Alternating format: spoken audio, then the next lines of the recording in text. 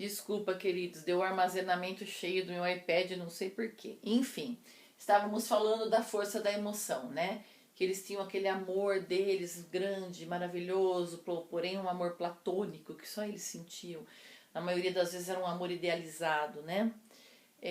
Como diria o nosso amiguinho Felipe Shaw, muito gado, eles eram muito gado. Enfim, tudo isso eles retratavam nos poemas, nas histórias deles, esse sofrimento, tudo era emoção, tudo era. A emoção era muito forte, os sentimentos eram muito fortes. Bem, aí vamos para a idealização da mulher. O que viria a ser essa idealização da mulher? Quando eles amavam alguém, aquela mulher era a mulher perfeita. A mulher para ser colocada assim numa redoma de vidro, num altar. Mas eles pensavam aquela mulher sem defeitos, linda, maravilhosa. E no conceito deles da época era aquela mulher bem branca, pálida, aquela pele bem branca, macia. Eles falavam da pele, eles falavam dos cabelos, enfim, mulher maravilhosa na cabeça deles, né? Bom, visão pessimista. Essa visão pessimista é uma característica bem clássica do romantismo, até porque pela própria forma de vida deles. É aqui que eu vou falar um pouco mais do Álvares de Azevedo. O Álvares de Azevedo, ele foi um autor do romantismo brasileiro que falava, ele era extremamente pessimista. Agora, ele era pessimista à toa? Não. Por que ele era pessimista? Ele era pessimista porque ele era um jovem de 19, 20 anos que já tinha tuberculose. Eu já comentei com vocês também, os jovens naquela época, eles tinham o hábito muito boêmio. Então eles viviam para as ruas à noite, e tomando friagem, e bebedeira, mulherada, e se alimentavam mal. E houve aquele surto, né, aquela epidemia de tuberculose. A tuberculose era uma doença que não era controlada, não tinha cura na época. Então, eles abusavam da saúde e morriam muito jovens. O Álvares de Azevedo mesmo, ele morreu acho que com 21, 22 anos, se eu não me engano.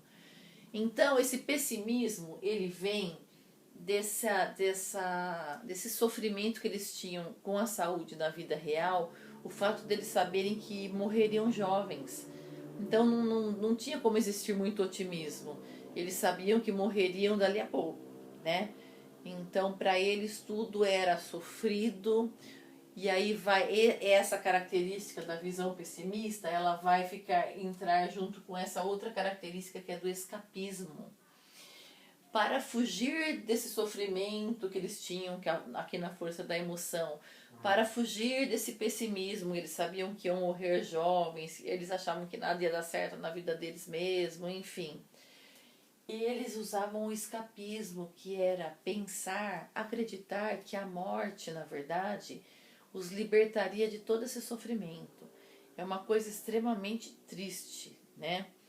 Não havia não é um pensamento, pelo amor de Deus, suicida. Não, vou me matar para poder me livrar desses males. Não, mas já que eles sofriam e já que eles sabiam que iam morrer, então eles colocavam na arte, na literatura deles, nas obras, que a morte seria talvez uma coisa boa, fosse um bem para eles, algo que traria um alívio, que traria finalmente a paz, e que aí depois de mortos, quem sabe um dia encontrariam a sua amada. É uma coisa meio louca, assim, de romântico, né? Bem, outra característica, nacionalismo e natureza. Nós vamos estudar um pouco mais à frente que no romantismo no Brasil nós tivemos 3 fases diferentes. A primeira fase do romantismo foi essa, nacionalista, naturalista. Ou seja, o amor que o autor falava nas suas obras era o amor à pátria, o amor ao Brasil. E como falar do amor ao Brasil? Naquela época, se nós formos pensar bem, hoje também. Se nós tivermos que falar assim, nós temos que fazer um texto falando muito bem sobre o Brasil. Em que nós vamos nos apegar para falar bem do Brasil? Então, na época que eles se apegavam em quê? Na natureza, né? No que o Brasil tem de natural. E até hoje nós poderíamos fazer isso. Falar das belezas naturais, das praias, do verde, da mata. Era isso que eles faziam. E eles falavam também do maior representante brasileiro, que é o indígena, né? Eles exaltavam o índio como realmente um herói, como uma pessoa que merecia todo o respeito nessa época, diferente de hoje. Então vocês estão lendo Iracema, por exemplo. Iracema foi um livro escrito nessa época do romantismo pelo José de Alencar, e ele retrata exatamente aqui esse nacionalismo, essa natureza, também é chamado de indianismo, pela exaltação aos índios. Então vocês vão perceber, quem está lendo, ou já leu, enfim, ou pelo menos já começou, vocês vão perceber que eles mostram os índios como assim, o que nós tínhamos de melhor. Pessoas boas, pessoas que lutavam pela natureza, que lutavam pela preservação. Eles escreviam muito comparando as características das personagens com as características da natureza. Então vocês vão notar tudo isso no Iracema. E aqui faltou falar do bem e do mal. O bem e o mal, como que ele é visto no romantismo? Ou a pessoa é boa ou a pessoa é má. Eles são exagerados em tudo, né? Então, não existe assim as pessoas normais que têm qualidades e defeitos.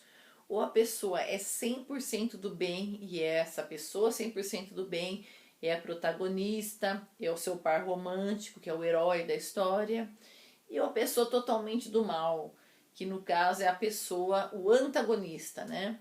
É aquele que vai contra o casal, vai contra o romance na história, que faz algumas armações para que eles não fiquem juntos. Então, é o bem contra o mal.